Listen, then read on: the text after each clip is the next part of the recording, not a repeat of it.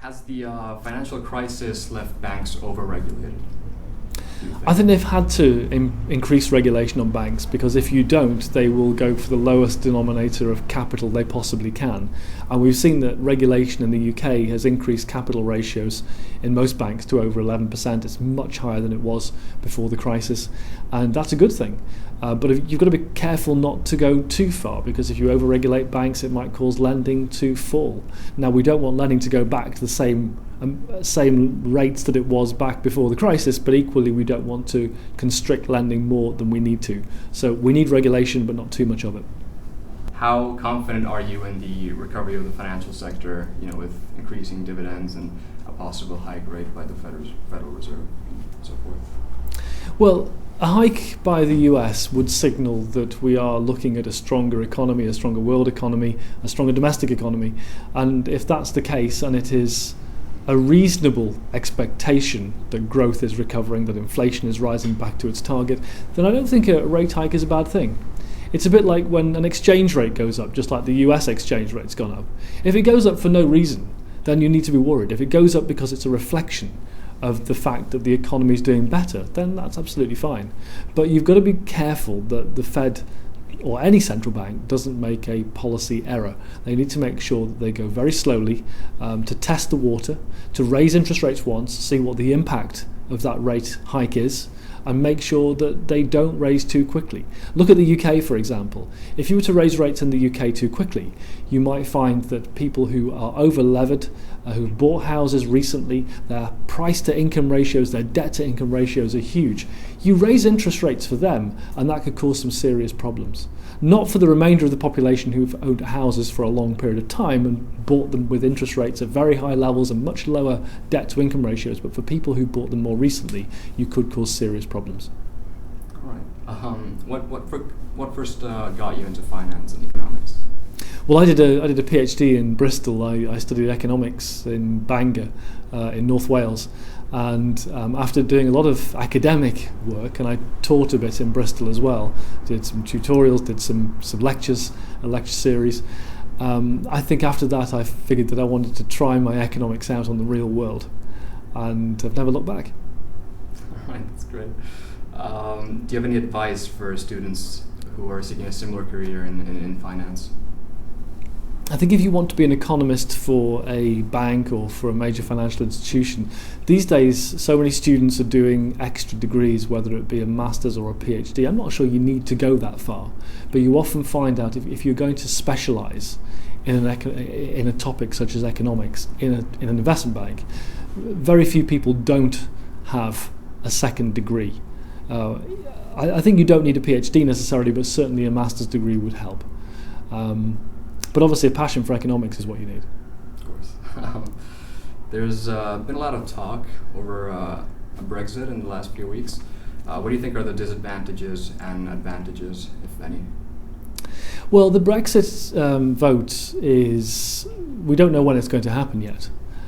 Not least because the procedure of the bill through Parliament is being made a lot more uncertain by the inclusion of 16 and 17-year-olds by the House of Lords, that amendment. And the timing is quite crucial as to the impact that a vote might have. The longer you leave it, the greater the chance that the investment, the overseas investment which is coming into the UK, is not just deferred, but it's diverted away from the UK and to other countries. So the last thing you want is a very long period. But also you've got to balance this against the fact that the government needs to achieve the renegotiation which it thinks it requires in order to get people to vote to stay in the government's view.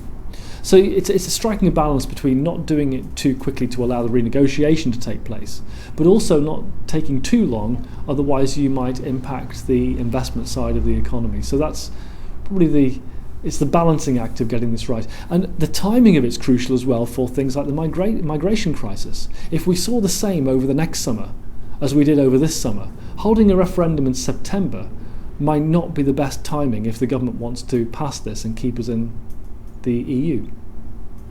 All right. This is a slightly more lighthearted question, but could you describe your average day? What do you eat for breakfast? What's the first thing you do when you get to work? What's the last thing you do before you leave, and so forth? My average day starts with a breakfast from Pret, or starts with a much less healthy breakfast, depending on what's happened the night before.